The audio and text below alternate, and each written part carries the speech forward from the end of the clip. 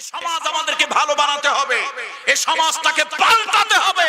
এই দুনিয়ায় একমাত্র আমরা মুসলমান আল্লাহর সমাজ ব্যবস্থা ছাড়া, বিশ্বনবীর সমাজ ব্যবস্থা ছাড়া আমরা কোন বাতিল মুরতাদ নাস্তিকের সমাজ ব্যবস্থা চালু হতে দেব না ইনশাআল্লাহ। আমার দেশে এক মুরগি চোরা আছে। কি চোরা কোন তো? মুরগি চোরা। ৭১ সালের মুষ্টি যোদ্ধা। কি যোদ্ধা? মুষ্টি যোদ্ধা। দেশের মান-ইজ্জত বাঁচানোর জন্য, দেশ রক্ষার জন্য কিছু এদেশের সোনার ছেলেরা মুক্তিযুদ্ধ করেছে, আর এক মুরগি চোরাই করছে মুষ্টিযুদ্ধ। ৭১ সালে তারে খুঁজে পাওয়া যায় নাই, কোথায় কোথায় ছিল। লাল নীল বেগুনি রঙের পানি টানি খাইয়া অকাম কুকাম করছে। ৪০-৫০ বছর পরে এসে তিনি স্বাধীনতার পক্ষের ধারক বাহক হয়ে গেল। উল্টা উল্টা কথাবার্তা কয়। আমার দেশের ছোট্ট ছোট্ট বাচ্চারা অতে ওযু, আতে আযান, কতে কোরআন এগুলি পড়লে নাকি তারা নষ্ট হয়ে যাবে। আরে বেটা, টাকা কামাই করি আমি, গায়ের ঘাম পায়ে ফেলে, মাথার ঘাম পায়ে ফেলে আমরা টাকা কামাই করি। আমরা আল্লাহ বিশ্বাস করি, পরকালে বিশ্বাস করি, ইসলামকে আমরা বুকে ধারণ করি। আমার সন্তান দ্বীনি শিক্ষা শিখবে, আমার সন্তান কোরআনের শিক্ষা শিখবে, আমার সংস্কৃতি কোরআনের সংস্কৃতি হবে, এটাই স্বাভাবিক। জোরে বলেন ঠিক কিনা? টেলিভিশনের ক্যামেরার সামনে বসে বড় বড় ফতোয়া দাও, লেকচার ঝাড়ো, বাহিরে আসো, পাবলিক পাড়াইয়া নারী গাল দিয়ে বের করে দেবে। ফাইজলামি কোথায় করো? কোথায় করো ফাইজলামি? এ সমাজ মুসলমানের সমাজ, এ সমাজ মুসলমানের সমাজ। অন্যান্য ধর্মাবলম্বী যারা আছে তাদের জন্য অধিকার আছে, দে হ্যাভ রাইটস। নাগরিক হিসেবে দে হ্যাভ রাইটস, তাদের অধিকার আছে।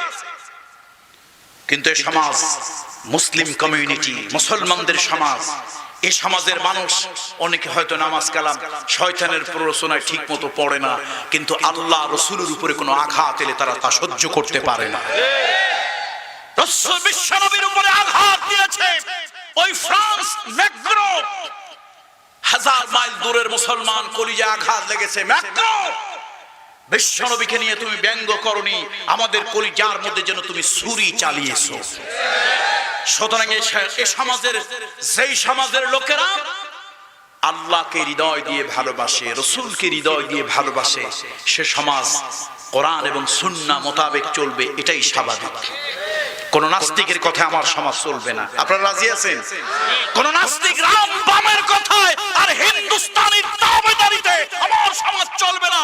আমার সমাজ চলবে বিশ্বনবী রাহমাতুল লিল আলামিন মদিনা রাসূলের কথায়। জোরে বলুন ঠিক কিনা? বাড়াবাড়ি করিও না, বাড়াবাড়ি করিও না। আমরা নমনীয়তা প্রদর্শন করি, নমনীয়তার অর্থ দুর্বলতা নয়। নমনীয়তার অর্থ কি নয়? জোরে বলুন। দুর্বলতা নয়। আমরা দুর্বল নই, আমরা সবল। তবে আমাদের ধর্ম নমনীয়তা শিক্ষা দিয়েছে, তাই আমরা নমনীয় আচরণ করি। যা হোক, হযরত লোকমান তার সন্তানদেরকে কিছু নসিহত করছিলেন, ওয়াজ নসিহত বক্তব্য দিচ্ছিলেন। এই কথাগুলো আল্লাহর খুব পছন্দ হয়েছে। একবার হযরত লোকমানের সন্তানেরা বলল, বাবা আপনি তো অনেক সুন্দর সুন্দর নসিহত করেন, মানুষকে উপদেশ দেন, আমাদেরকে কিছু উপদেশ দেন। তাফসীরে ইবনে কাসিরে এসেছে, হযরত লোকমান কিছু সরিষার দানা একটা থলের মধ্যে নিলেন, সন্তানদেরকে এবার তিনি নসিহত শুরু করলেন।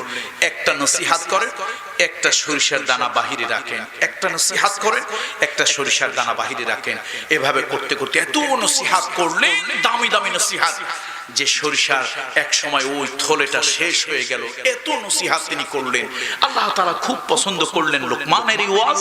আল্লাহ তাআলা কোরআন শরীফের ভিতরে কোট করলেন, নোট করলেন, রেকর্ড করলেন। শুধু তাই নয়, হযরত লোকমানের নামে কোরআনুল কারীমের 114 সূরা, একটি সূরা আল্লাহ তার নামে নামকরণ করলেন, সূরা লোকমান। গরিব বাবাজি যারা আছেন, চর অঞ্চলের গরিব মানুষগুলো রেখে বলি, আপনি গরিব, চামড়াটা কালো, মোটি মন খারাপ করবেন না, মোটে মন খারাপ করবেন না।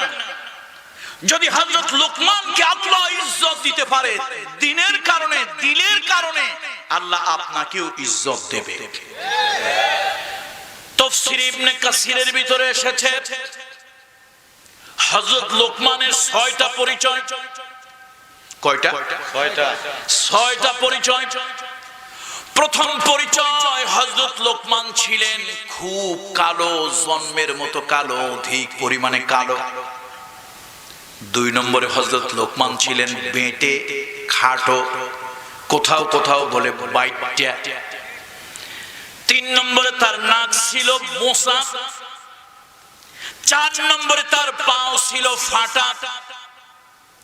5 নম্বরে তিনি ছিলেন একটা ক্রীতদাস, স্লেভ সার্ভেন্ট। 6 নম্বরে তিনি ছিলেন ছাগলের রাখাল, যদিও তার মালিক তাকে আজাদ করে দিয়েছিল। এটা আমার কোনো বানানো কথা, মন গড়া কোনো বক্তব্য নয়, তাফসীরের বক্তব্য। আমার মুরব্বী বাবাজিরা একটু কান খুলে শুনুন, ও গরিব বাবাজি কান খুলে শোনো। আল্লাহ রাসূল সাল্লাল্লাহু আলাইহি ওয়াসাল্লাম একজন কালো মানুষকে বড় ভালোবাসতেন, বড় ভালোবাসতেন। ওই কালো মানুষটা আর কেউ নয়, ওই কালো মানুষটার নাম হলো হযরত বেলাল। বিশ্ব নবী যখন মেরাজে গেলেন, আল্লাহ নবী মেরাজ থেকে ফিরে এসে বললেন, বেলাল, ও আমার কালো বেলাল, কালো মানিক, ব্ল্যাক ডায়মন্ড, তুমি এমন কি আমল করো, তুমি এমন কি আমল করো যে আমল আল্লাহ তাআলা পছন্দ করেছেন, আরশে আজিমে তোমার সে আমলটা উঠিয়েছেন, এমন কি আমল তুমি করো? সাইয়েদনা বেলাল বলে, ইয়া রাসূলুল্লাহ, আমি তেমন কোন আমল করতে পারি না। আল্লাহ নবী বললেন, বলো তুমি কি আমল করো? সাইয়েদনা বেলাল বললেন, ইয়া রাসূলুল্লাহ, আমার যখন ওযু থাকে না আমি ওযু করি, আর ওযু যখন করি 2 রাকাত সালাত আমি আদায় করি। সুবহানাল্লাহ। বিশ্বনবী এত ভালোবাসতেন সে কালো মানুষকে।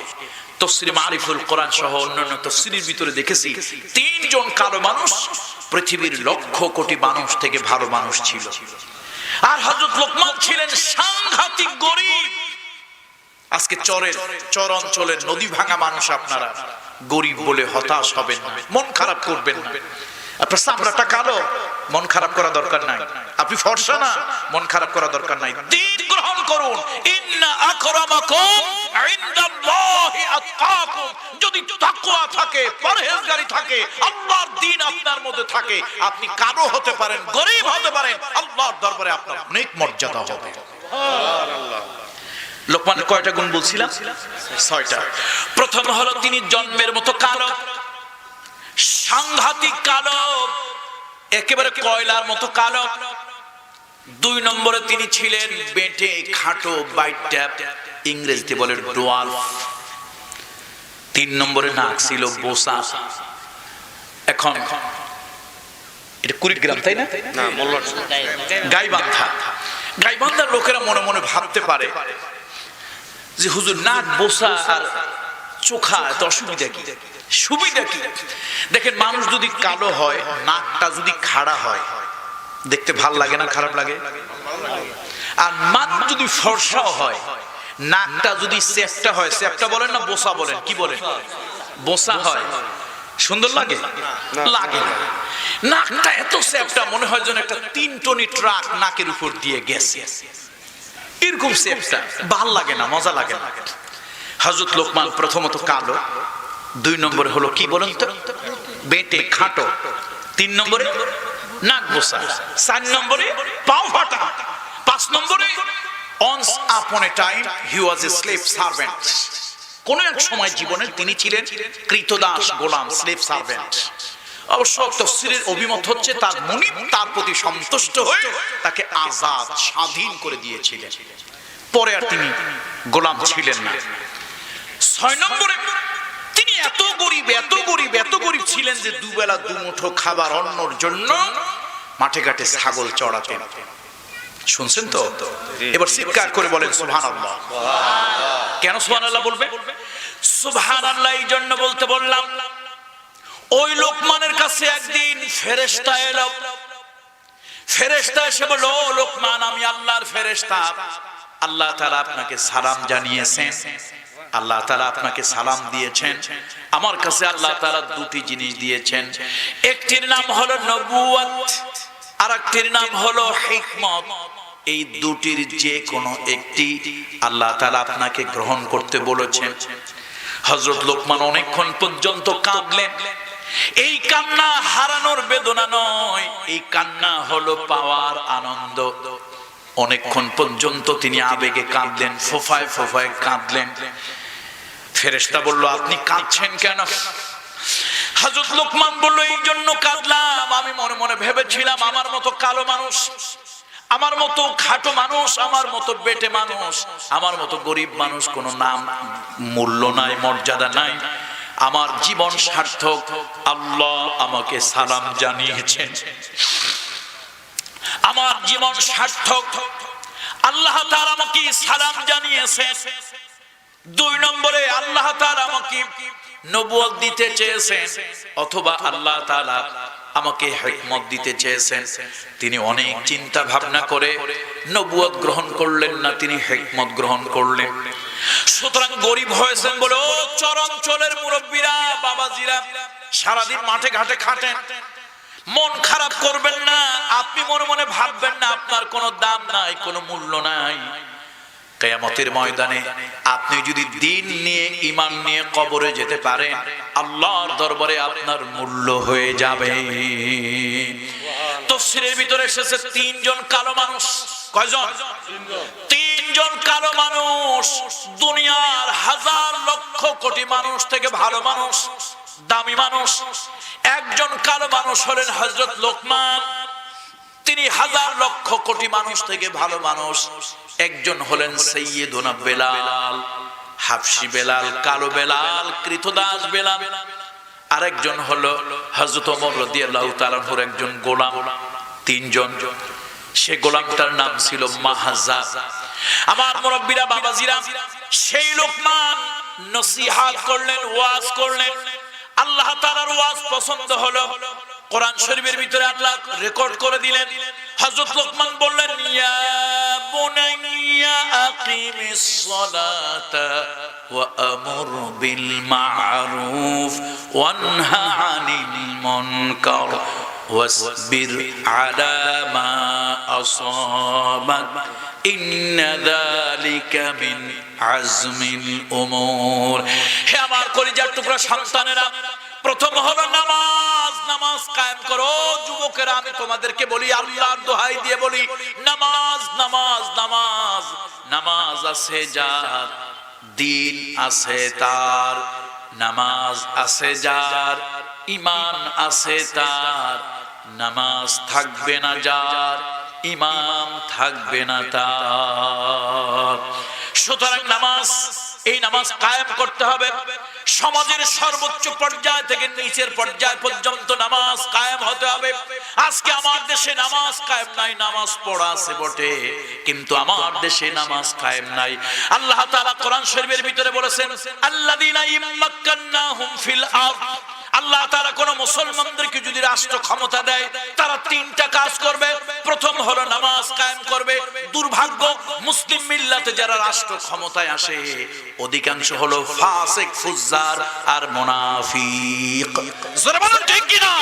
আজকে মুসলমানদের জন্য, পৃথিবীর 150 কোটি, 250 কোটি মুসলমানদের জন্য দুর্ভাগ্যের ব্যাপার, আমরা যারা রাষ্ট্র ক্ষমতায় ভোট দিয়ে যাদেরকে ক্ষমতায় বসায়, এদের অধিকাংশ হলো বেনামাজি, কাফের, বেদিন, ইসলাম বিরোধী শক্তির সাথে তাদের গলায় গলায় সম্পর্ক। জোরে বলুন ঠিক কি না?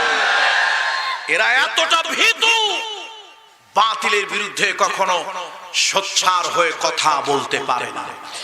এরা বিধর্মীদের পাঁচাটা দালাল আর গোলামি করে। সুতরাং দালাল আর গোলাম দিয়ে কখনো কোনো জাতি মেরুদণ্ড সোজা করে দাঁড়াতে পারে না। যুবকেরা কতকাল ঘুমায় থাকবে? খালিদ বিন ওলীদের মতো জাগো, শেরে খোদা আলীর মতো জাগো, সাদ বিন আবি ওয়াক্কাসের মতো জাগো।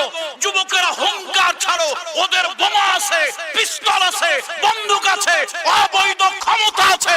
তোমার কাছে আল্লাহু আকবার আওয়াজ আছে, আল্লাহু আকবার আওয়াজ আছে, আল্লাহু আকবার আওয়াজ আছে। জোরে বলো ঠিক কি না? বন্ধুরা আমার, বন্ধুরা আমার, আল্লাহর নামে হুঙ্কার ছেড়ে, আল্লাহর নামে হুঙ্কার ছেড়ে এই যুব সমাজকে, এই যুব সমাজকে আল্লাহর নামে হুঙ্কার ছেড়ে ভূমিকা নিতে হবে।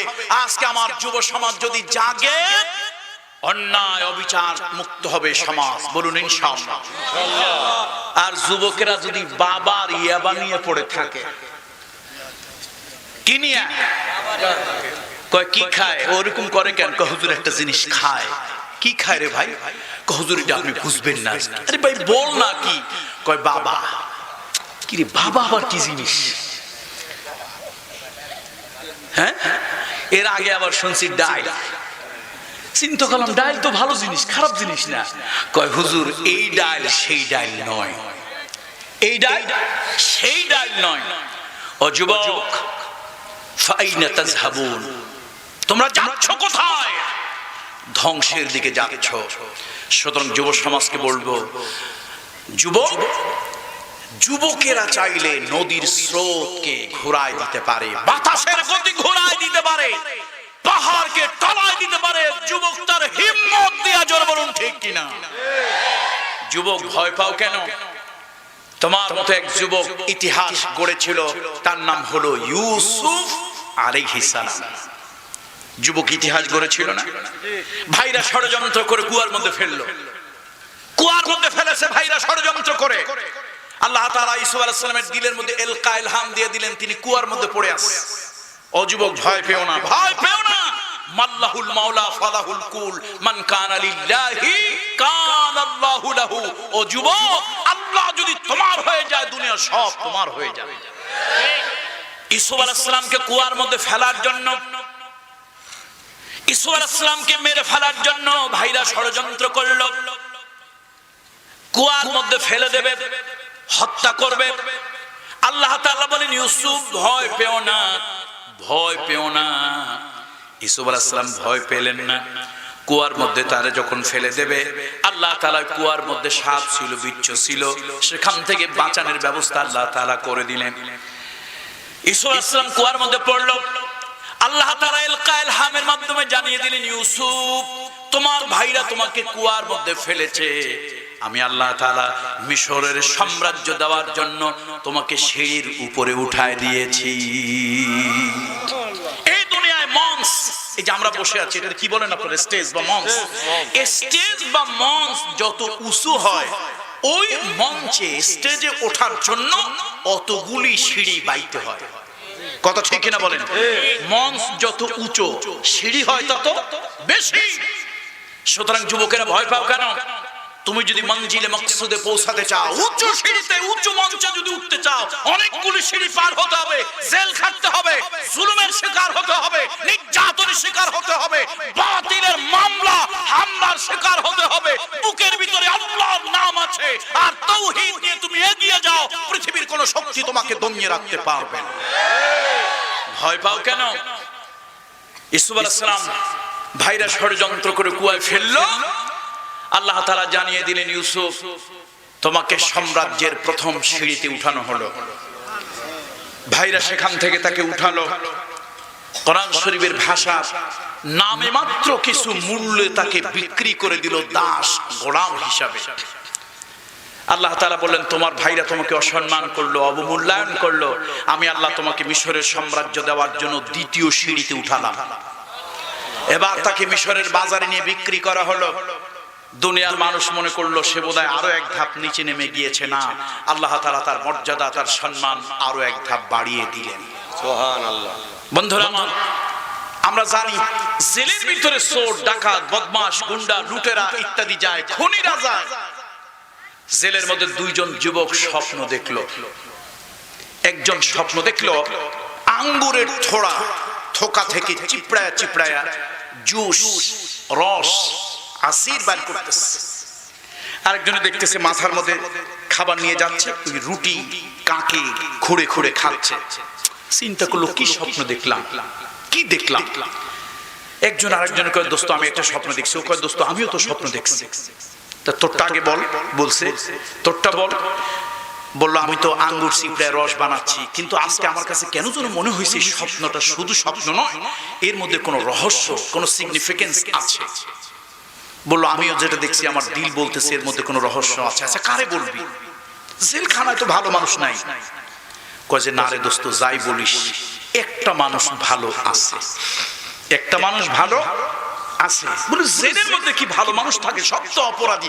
কয় না, আমার কাছে কেন যেন মনে হয় জেলে অপরাধী আছে, তবে দুই একটা অপবাদীও আছে। অপরাধীর সাথে কি আছে, অপবাদীও আছে। এই যে দেখো একটা লোক, লোকটার নাম ইউসুফ, তার চেহারা দেখলেই মনে হয় ইনোসেন্ট। লোকটার চাল চলন, ওঠা বসা, কাজ কারবার যেন কেমন কেমন। তারা দুইজন গিয়ে ইউসুফ আলাইহিস সালামের সঙ্গে কথা বললো এবং বুঝতে পারলো সত্যি লোকটা অপরাধী নয়, অপবাদী। তাকে অপবাদ দিয়ে জেলের মধ্যে ঢুকানো হয়েছে। দুনিয়ার অপরাধীরা জেলের মধ্যে গেলে তাদের ডিমোশন হয়, আর তোমাকে যদি আল্লাহর দ্বীনের জন্য, সত্যের জন্য, হকের জন্য কেউ যদি অপবাদ দিয়ে জেলে ঢুকিয়ে দেয়, তোমার ডিমোশন হবে না, অসম্মান হবে না, আল্লাহ তাআলা তোমাকে আরো সম্মান আর মর্যাদা বাড়িয়ে দেবেন। ইউসুফ আলাইহিস সালাম অপবাদী হয়ে ঢুকেছিলেন মিশরের খাদ্য, অর্থ, পরিকল্পনা মন্ত্রী হয়ে বের হলেন এবং অল্প কিছুদিন পরে আল্লাহ তাআলা মিশর সাম্রাজ্যের সম্রাট তাকে বানিয়ে দিলেন। সুতরাং বন্ধুরা, যুবকেরা, ও যুবকেরা, একটু ডাইনে ঘোরো, একটু ডাইনে ঘোরো প্লিজ। সালাত, সালাত, পাঁচ ওয়াক্ত নামাজ। বিশ্বনবী রাহমাতুল লিল আলামিন, আল্লাহর নবী যখন দুনিয়া ছেড়ে বিদায় হয়ে গেলেন, বাড়ির কথা, গাড়ির কথা, ধন দৌলত, সম্পদের কথা আল্লাহর নবী বললেন না। বিশ্বনবী ইন্তেকালের সময় যে শব্দটা উচ্চারণ করলেন, আসসালাত, আসসালাত, নামাজ, নামাজ, আমার উম্মতেরা নামাজ। বিশ্বনবী নামাজের কথা বললেন, সালাতের কথা বললেন।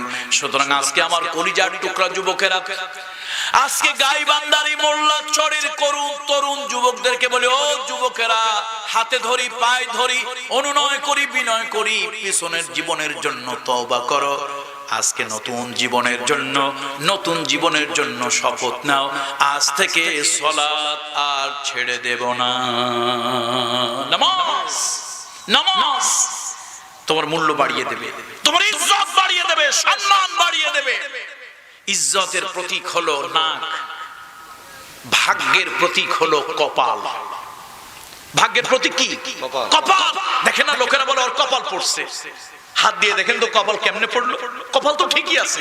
মানুষ কি বলে, আরে আপনাদের গাইবান্ধায় বলে নাকি ওর কি হয়েছে, ওর তো কপাল পড়ছে, কপাল পড়ছে। এটা কপাল হলো দুর্ভাগ্যের, হতভাগ্যের, বদকিসমতের লক্ষণ। এই জন্য লোকেরা বলে কপাল পড়েছে। আর কেউ অসম্মান হলে, অপমান হলে, অপদস্থ হলে সে লোকেরা কয় ওর তো নাক কাটা গেছে, নাকে চুনকালি লাগছে। ও আমার কলিজার টুকরা যুবকেরা, একটা মাত্র ইবাদতে নাক লাগে, কপাল লাগে। একটা ইবাদতে নাক লাগে, ও পর্দার মহিলারা, একটা ইবাদতে নাক লাগে, কপাল লাগে। সে ইবাদতের নাম হলো সালাত, সে ইবাদতের নাম হলো নামাজ। নামাজের ভিতরে নাক আল্লাহর কুদরতি কদমের সামনে দিতে হয়।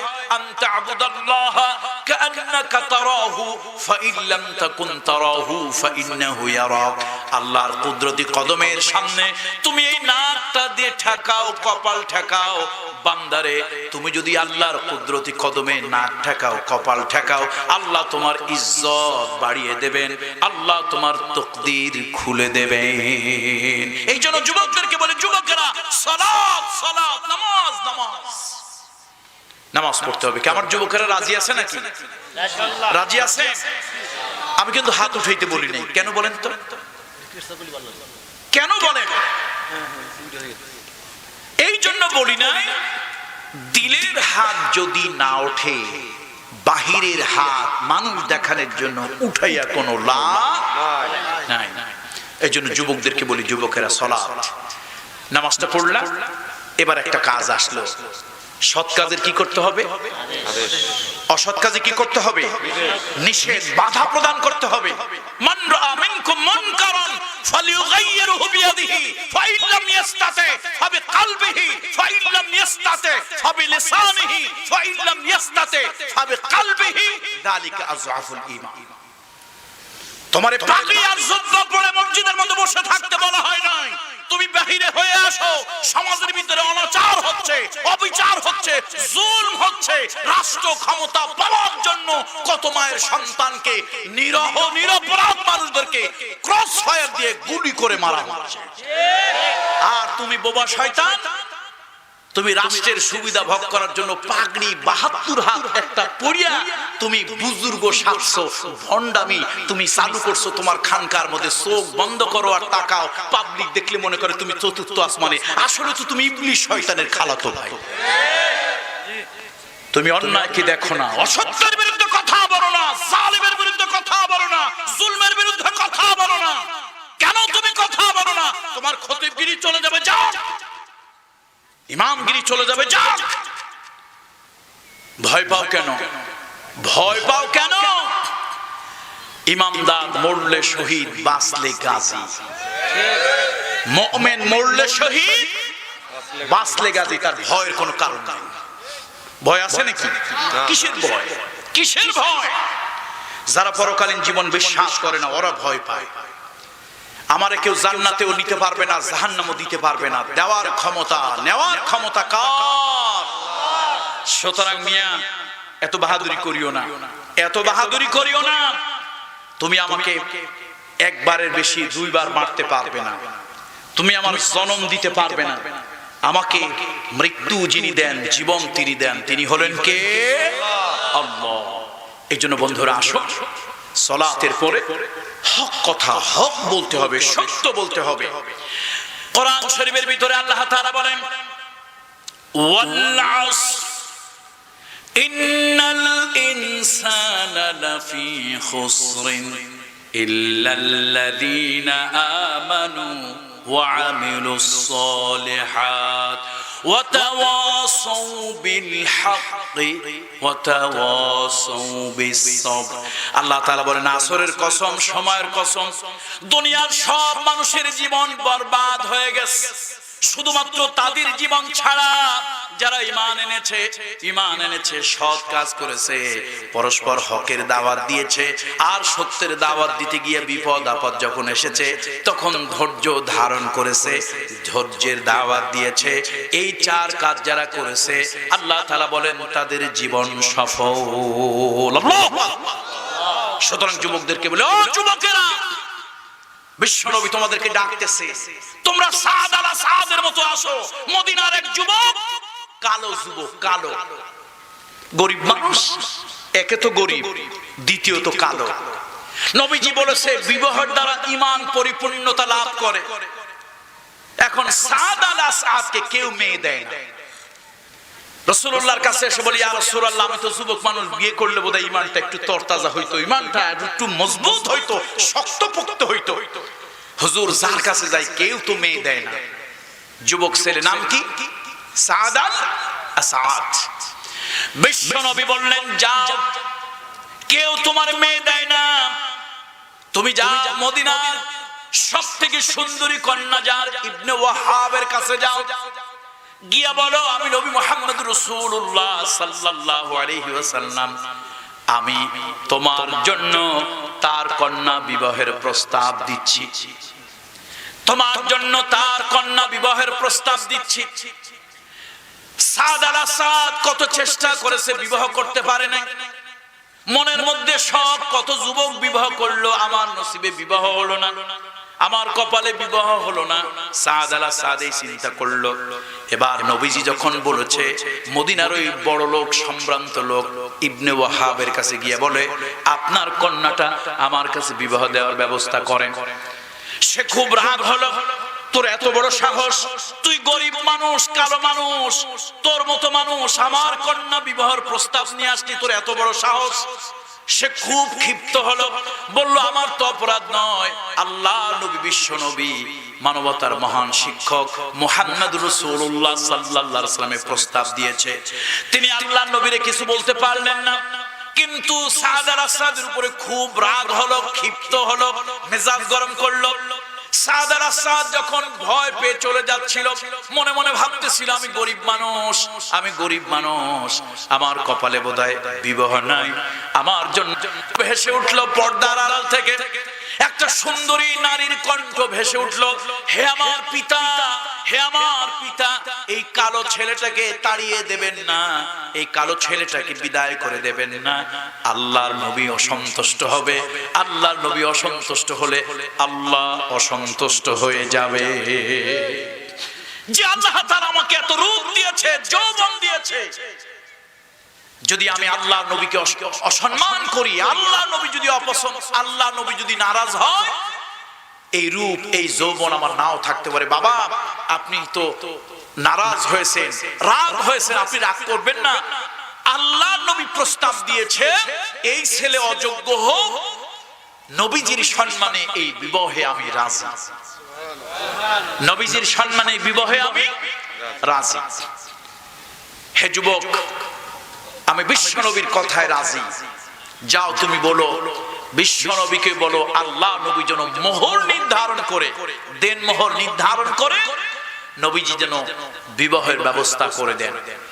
এখন মেয়ে রাজি, আল্লাহ নবী প্রস্তাব পাঠিয়েছে, বাপ তো আর কিছু বলতে পারে না।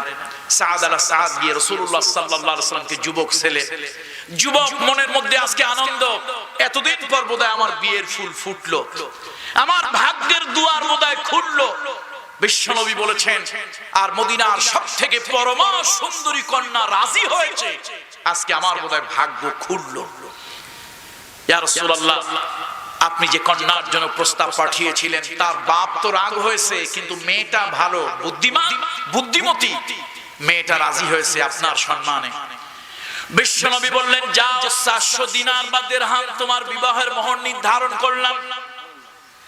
মেয়েটা উঠে ছেলে সাদ আল আসাদ বলল ইয়া রাসূলুল্লাহ, সর্বনাশ হয়ে যাবে, আমি এত গরিব, এত গরিব, জীবনে 40টা দিনার দিরহাম কোনদিন একসাথে এক জায়গায় দেখি নাই, এত দিনার দেন মোহর কিভাবে দেব? রাসূলুল্লাহ বললেন যাও, দুইজন সাহাবীর নাম বললেন, যাও ওদের কাছে যাও, আমার পক্ষ থেকে সালাম দাও, আমার পক্ষ থেকে সালাম দিয়ে বলবে আমি তোমার বিবাহের ব্যবস্থা করেছি, নিশ্চয় তারা একটা কিছু তোমাকে করবেন।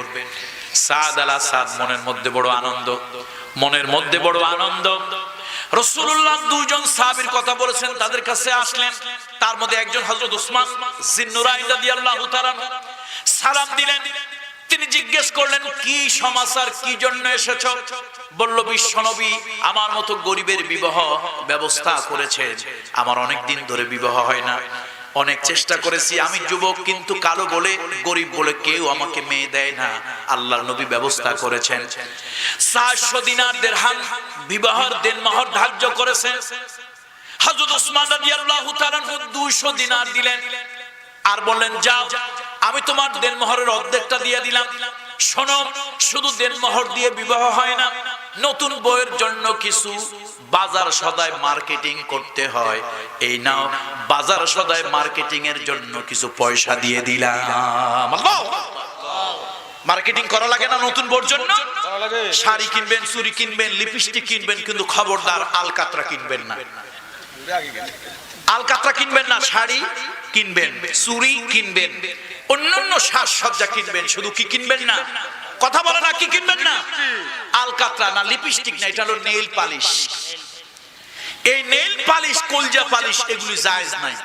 তার কারণ নারীর সৌন্দর্যের জন্য আল্লাহ মেহেদি দিয়েছেন, মেহেদি ব্যবহার করবে নারী, তার সৌন্দর্য বৃদ্ধি পাবে। কিন্তু নেইল পালিশ এটা আবরণ সৃষ্টি হয়। একটা নারী যদি নেইল পালিশ নেয়, সেই নারী যদি হায়েজ নেফাস হয়, নাপাক অপবিত্র হয়, কিয়ামত পর্যন্ত সাবান দিয়ে ধুইলো ওই নারী শরিয়া মোতাবেক পাক হবে না।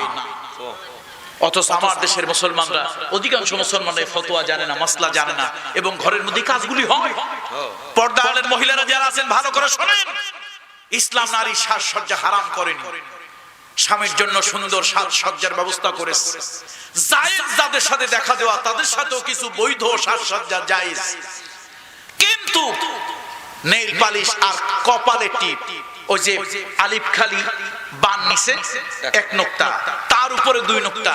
আমাদের দেশের মহিলাদের পেট খালি, পিঠ খালি, কপালের উপরে এক নোক্তা। এই কপালে নোক্তা লাগানো জায়েজ নাই। বলুন, কপালে নোক্তা লাগানো মুসলমানের কালচার বিরোধী, এটা জায়েজ নয়। সাদ আলা সাদ ইনা আনফুসাহুম ওয়া আমওয়ালাহুম বিআন্না লাহুমুল জান্নাহ। আল্লাহ তাআলা ইমানদারের জান আর মাল জান্নাত বিক্রি করেছেন, ইমানদারের জান আর মাল ক্রয় করেছেন। সাদ আলা সাদ তিনি বাজার করতেছেন, টাকা দেবেন, এমন সময় শুনতে পেলেন আল জিহাদ ফি সাবিলিল্লাহ। তিনি দোকানদারকে বললেন, ভাই বাজারগুলো রাখো, মসজিদে ডাক এসেছে, আমি একটু যাই। মসজিদে নববীতে চলে গেলেন।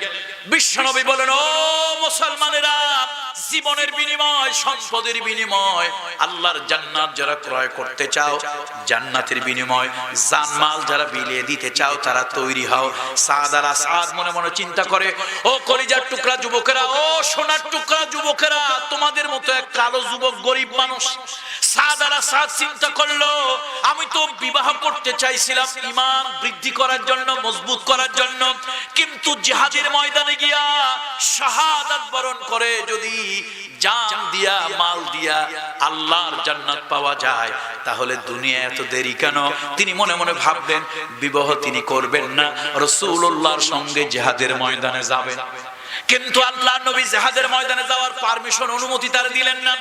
সাদ আলা সাদ চলে গেল, দেনমোহরের টাকা দিয়া তাগড়া একটা ঘোড়া কিনলো, বিবাহের মার্কেটের পয়সা দিয়া ঢাল কিনলো, তরবারি কিনলো। সে মনে মনে ভাবলো, আল্লাহ নবী হয়তো আমাকে না করেছেন, কিন্তু জিহাদের ময়দানে গেলে আর না করবেন না। এবার সাদ আলা সাদ যুবক মুখটাকে ঢাকলেন। মুসলমানেরা যখন অভিযানে বের হলো, তিনিও মুখটাকে ঢেকে তাদের সঙ্গে বের হলেন। সাহাবীরা বলতে লাগলেন, এই বেচারার মুখটা আটকানো কেন? নিশ্চয় সে শত্রু অথবা কোনো দুরভিসন্ধি আছে। সাইয়েদনা আলী বললেন, বাড়াবাড়ি করিও না, সে আমাদের শত্রু নয়, আমাদের সঙ্গে কোন শত্রু মুসলমানের ভিতরে সাহস করে যেতে পারবে না। হয় আল্লাহর ফেরেশতা হবে, অথবা কোন সমস্যার কারণে মুখ ঢেকেছে। তোমরা বাড়াবাড়ি করিও না, তারে চলতে দাও। সাদ আলা সাদ চলতে লাগলেন, সাদ আলা সাদ চলতে লাগলেন মুসলমানদের সঙ্গে। এক মঞ্জিল পার হয়ে আর এক মঞ্জিলে, সেই মঞ্জিল পার হয়ে আর এক মঞ্জিলে গেল। ইত্যবসরে কোন এক ফাঁকে মুখের কাপড় পড়ে গেল। আল্লাহর নবী তারে দেখে ফেললেন। বিশ্ব নবী রাগ হলো, আমি তোমার বিবাহের ব্যবস্থা করে দিলাম, সুন্দরী নারী প্রস্তাব দিয়ে দিলাম, বিবাহের ব্যবস্থা করে দিলাম, দেনমোহরের ব্যবস্থা করে দিলাম, তুমি সব ছেড়ে কেন এখানে এলো? সাদ আলা সাদ চোখের পানি ছেড়ে দিয়া বলল, ইয়া রাসূলুল্লাহ, জান্নাতের জন্য বিবাহ, ঈমান বাড়ানোর জন্য বিবাহ করতে চেয়েছিলাম। ইয়া রাসূলুল্লাহ, জিহাদের ময়দানে গিয়া গলাটারে কাটায় দিয়া বাতিলের বিরুদ্ধে কথা বলে, সত্যের পক্ষে কথা বলে, দ্বীনের জন্য জীবন দিয়ে যদি আল্লাহর জান্নাত পাওয়া যায়, ইয়া রাসূলুল্লাহ, তাহলে এত দেরি কেন? ইয়া রাসূলুল্লাহ, আমি আর দেরি আমার হয় না, আপনার সঙ্গে যাব। বিশ্বনবী আর রাগ করতে পারলেন না। জিহাদের ময়দানে আল্লাহ নবী সৈন্য রিক্রুট করলেন, বিভিন্ন জায়গায় সাজালেন, আল্লাহ নবী নিযুক্ত করলেন। সাদ আলা সাদকে গুরুত্বপূর্ণ জায়গায় দেওয়া হলো। তিনি বীর দর্পে জিহাদ করলেন, বীর দর্পে তিনি জিহাদ করলেন এবং উপযুক্ত শক্তি ব্যয় করে দ্বীনের পক্ষে কাজ করে এক পর্যায়ে তিনি শহীদ হয়ে গেলেন। যুদ্ধে মুসলমানরা বিজয়ী হলো। আল্লাহ নবী ভারাক্রান্ত হৃদয়ে বললেন, আহতরা তাদেরকে এক জায়গায় আলাদা করো, আহতদেরকে চিকিৎসা করো, নিহতদেরকে শহীদদেরকে আলাদা করো, তাদেরকে দাফনের ব্যবস্থা করো। শহীদদের লাশ যখন আনা হলো, এক পর্যায়ে ওই কালো যুবক, কালো মানিক, ওই গরিব মানুষ সাদ আলা সাদের লাশটা এলো। বিশ্বনবী আর সহ্য করতে পারলেন না। আল্লাহ নবী আর সহ্য করতে পারলেন না, আবেগী হয়ে গেলেন। হুজুরের চোখ মোবারক বেয়ে পানি পড়লো। আল্লাহ নবী সাদ আলা সাদের সামনে গিয়ে রাসূল দাঁড়ালেন। আল্লাহর নবীর গায়ের ছায়া সাদ আলা সাদের গায়ের মধ্যে পড়তে লাগলো। সাহাবীরা চিৎকার করে কাঁদে আর বলে, ও সাদ আলা সাদ, তুমি বড় ভাগ্যবান। বিশ্ব নবী তার নিজের দেহ দিয়া তোমার আজকে ছায়া দিতেছে, তুমি বড় ভাগ্যবান। তোমার লাশ না হয়ে যদি আমরা হতাম, এই ভাগ্য আমাদের হতো। আল্লাহ নবী তার দিকে তাকায় মুস্কি মুস্কি হাসতেছেন। এক পর্যায়ে বিশ্ব নবী চেহারাটারে ঘোরায় নিলেন আরেক দিকে। আল্লাহ নবী আর তার দিকে তাকান না। সাহাবারা বললেন, ইয়া রাসূলুল্লাহ, ইয়া হাবিবাল্লাহ, বুঝতে পারলাম না, আপনি নিজের গাওকে সূর্যের তাপ থেকে বাঁচানোর জন্য সাদ আলা সাদেরকে ছায়া দিলেন নিজের দেহ দিয়া। আপনি তার দিকে তাকাইয়া মুস্কি মুস্কি হাসলেন। ইয়া রাসূলুল্লাহ, ইয়া হাবিবাল্লাহ, এবার আবার আপনি লক্ষ্য করে দেখতেছি অন্যদিকে চেহারা ফিরায় নিয়েছেন, তার দিকে তাকান না, কারণটা কি? আল্লাহ নবী বললেন, শোনো, সাদ আলা সাদ দ্বীনের জন্য, ইসলামের জন্য অনেক বড় কোরবানি করেছে। শুধু তাই নয়, বড় মদিনার সবথেকে পরমা সুন্দরী নারী স্ত্রী হিসেবে পেয়েছিল। বাসর রাত না করে তিনি জিহাদের ময়দানে চলে এসেছেন। তার অবদানের কথা স্মরণ করে আমি তার গায়ে ছায়া দিচ্ছিলাম। আমি তার দিকে তাকাইয়া মুস্কি মুস্কি হাসছিলাম। এই জন্য আল্লাহর জান্নাতের হুর পরীরা তার জন্য চলে এসেছে। যেই ব্যক্তি এত সুন্দরী স্ত্রী রেখে জিহাদের ময়দানে আসে, আল্লাহ তাআলা তার খিদমতের জন্য হুর গেলমানদেরকে পাঠিয়ে দিয়েছে। এটা দেখে দেখে আমি হাসতেছিলাম। ইয়া রাসূলুল্লাহ, চেহারা কেন ঘোরায় নিলেন? আল্লাহ নবী বললেন, শোনো, আমি লক্ষ্য করে দেখতেছিলাম জান্নাতের হুরিরা কাড়াকাড়ি করছে, পাড়াপাড়ি করছে, কে কাকে রেখে আমার সাদ আলা সাদকে আদর করবে, সোহাগ করবে, ভালোবাসা দেবে। আমি এই দৃশ্য দেখে লজ্জা পেয়ে গেলাম। আমার চেহারা আরেক দিকে ঘোরায় নিলাম। এই লজ্জা মাখা দৃশ্য আমি আর দেখতে পারলাম না। আমার যুবক বন্ধুরা, ও যুবকেরা, ভয় পেও না, ভয় পেও না। গরিবী হালাত তোমার জন্য প্রতিবন্ধকতা নয়, কালো তোমার চেহারা প্রতিবন্ধকতা নয়, লেখাপড়া তোমার কম প্রতিবন্ধকতা নয়। তোমার প্রতিবন্ধকতা হলো মুনাফিকি। তোমার ভিতরে ঈমান আনো, ঈমান আনো। দ্বীনের জন্য, ইসলামের জন্য ময়দানে কাজ করো। তুমি যদি দ্বীনের জন্য, ইসলামের জন্য যদি কাজ করতে পারো, তোমার মতো একজন গরিবকেও আল্লাহ তাআলা সাদ আলা সাদের মতো কবুল করে নিতে পারেন। তোমার মতো একজন গরিব মানুষকে আল্লাহ তাআলা হযরত লোকমানের মতো সম্মানী করে দিতে পারেন। কথা ঠিক কিনা বলুন? সুতরাং বন্ধুরা আমার, হযরত লোকমান, আজকে আর কথা বাড়াবো না। তিনি তার সন্তানদেরকে নসিহত করেছিলেন, বড় দামি দামি নসিহত দিয়েছিলেন। হযরত লোকমান, আল্লাহ তাআলা তাকে এত সম্মান, এত মর্যাদা দিয়েছিলেন। আজকে আসুন, এই চরাঞ্চলের গরিব মানুষগুলো, আপনারা অত্যন্ত কষ্ট ক্লেশ করে, আপনারা নদীর সাথে যুদ্ধ করে আপনারা এইভাবে থাকেন। আল্লাহ তাআলা আপনাদেরকে খাস রহমত করুন। আপনারা কি রাগ করে চলে যাচ্ছেন নাকি? আমার তো মনে হয় আমি যত দূরের থেকে আসছি, প্রায় একটানা 12 ঘন্টার কাছাকাছি জার্নি করে আসছি, সেই মাদারীপুর, সেখান থেকে আমি এসেছি। আর আপনারা কাছের মানুষ, আমারে রেখে যদি আগে পালান, তাহলে জিহাদের ময়দানে আপনাদেরকে নিয়ে যাবো কেমনে? ওই কিছু লোক কয়, হুজুর জিহাদ চাই, তো বলে জিহাদ জিহাদ জিহাদ চাই। কয়েকটা পোলাপন ওই দিক থেকে লাঠি নিয়ে আসতেছে, ওরা পক্ষে না বিপক্ষে তা জানে না। যেই দেখছে লাঠি নিয়ে কিছু লোকজন আসতেছে, এখন ওরা বলে জিহাদ জিহাদ জিহাদ চাই, তবে লাঠি দেখলে আর আমরা নাই। এই হলো আমাদের বাস্তব অবস্থা। সুতরাং যাবেন না প্লিজ। যা হোক, যুব সমাজ আপনাদের জন্য 2 দিন ব্যাপী এই মাহফিলটার আয়োজন করেছে। আপনারা খুশি হয়েছেন না বেজার হয়েছেন? আসলে কি খুশি না বেজার? এই যুব সমাজ চরের মধ্যে, আল্লাহু আকবার, আমাকে তো আজকের প্রধান অতিথি আমার মোটরসাইকেলে করে নিয়ে আসতেছে। আমি তো মনে মনে চিন্তা করি, আল্লাহ কি সাজরাতুল মুনতাহার কাছে আমারে নিয়ে যায় কিনা, আল্লাহই ভালো জানে। কি কঠিন জায়গার মধ্যে আপনারা আছেন, আল্লাহু আকবার। সেখানে এই যুবকদের চেষ্টায় প্রচেষ্টায় এই দুর্গম এলাকায় এত সুন্দর 2 দিন ব্যাপী মাহফিল হলো। এই মাহফিলগুলো কিছুটাও যদি মানুষের হৃদয়ের মধ্যে দাগ কাটে, মাহফিল সার্থক হবে। মাহফিল প্রতি বছর হোক, এটা কি আপনারা চান অথবা চান না? কি মাহফিল, আমার দিকে তাকিয়ে বলেন, মাহফিল হোক, এটা কি আপনারা চান না চান না?